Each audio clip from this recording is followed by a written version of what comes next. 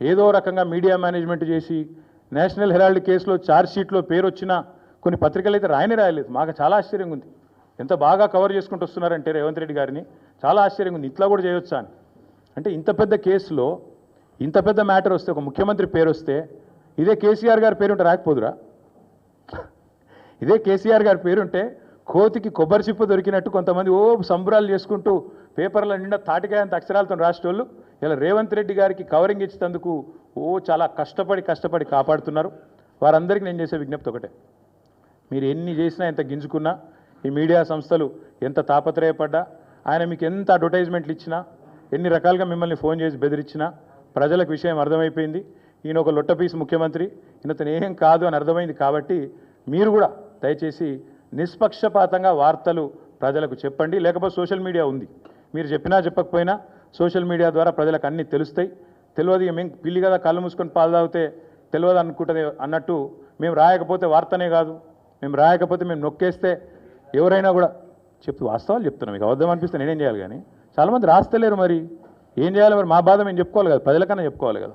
కాబట్టి మీరు అట్లా అనుకొని మీ భ్రమల్లో ఉన్నంత మాత్రాన మీరు చేయగలిగేది ఏం లేదని కూడా చెప్తూ సహకరించే మిత్రులకు థ్యాంక్ యూ.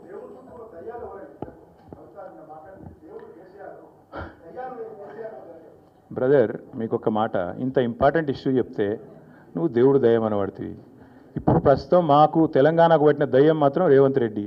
ఆ రేవంత్ రెడ్డి అనే దయ్యాన్ని ఎట్లా వదిలించాలా అనేది మా తాపత్రయం. ఇంకేమన్నా తొందరపడ అంత యాంగ్జైటీ ఎందుకు, అంత టెన్షన్ ఎందుకు, అంత హడావుడి ఎందుకు? నేను చెప్పేది ఏమంటే తెలంగాణకు పట్టిన శని కాంగ్రెస్సు, తెలంగాణకు పట్టిన దయ్యం రేవంత్ రెడ్డి. ఇప్పుడు ఆ దయ్యాన్ని శనిని ఎట్లా వదిలించాలనేది మా టార్గెట్. ఇక మీరు చెప్పే టెన్షన్ ఎందుకే అంతగానో మాట్లాడినారా? ఎందుకు అంత ఎగబడుతున్నావు?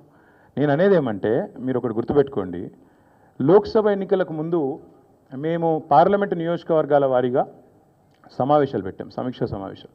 ఇక్కడ అసెంబ్లీలో ఓడిపోయాము, ఎట్లా ముందుకు పోవాలని చెప్పి దాదాపు 17 రోజుల పాటు మీరందరూ చూశారు. ఇక్కడే వేల మంది కార్యకర్తలతో కూర్చొని దాదాపు 7, 8, 9, 10 గంటలు వారితో చర్చించాం.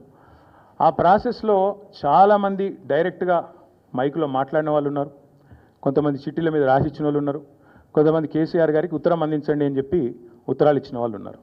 కాబట్టి మా పార్టీలో we encourage open culture, democracy కాబట్టి, డెమోక్రాటిక్ పార్టీ కాబట్టి, ప్రజాస్వామిక స్ఫూర్తి ఉన్న పార్టీ కాబట్టి మా పార్టీ అధ్యక్షుల వారికి ఎవరైనా సూచనలు చేయాలనుకుంటే ఉత్తరాలు రాయొచ్చు. అదేదో చాలా గొప్ప విషయం అన్నట్టు మీరందరూ అంత బాధపడిపోవాల్సిన అవసరం ఏం లేదు. నేను అనేది ఏమంటే మా పార్టీలో డెమోక్రసీ ఉంది కాబట్టి మా పార్టీ అధ్యక్షుల వారికి మా పార్టీ నాయకులు ఎవరైనా సరే అప్పుడప్పుడు సూచనలు సలహాల రూపంలో లిఖితపూర్వకంగా ఇవ్వచ్చు, ఓరల్గా ఇవ్వచ్చు, రకరకాలుగా ఇవ్వచ్చు.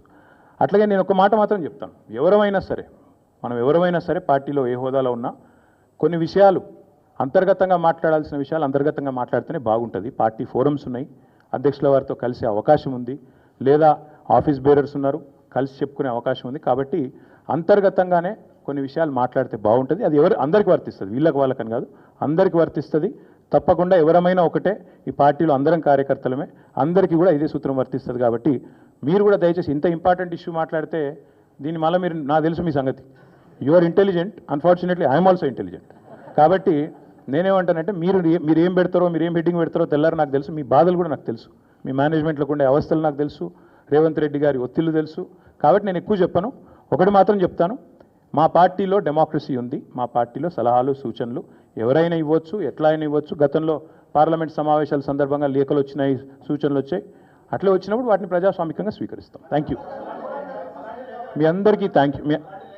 నేషనల్ హెరాల్డ్ విషయంలో ఏమైనా అడగదలుచుకుంటే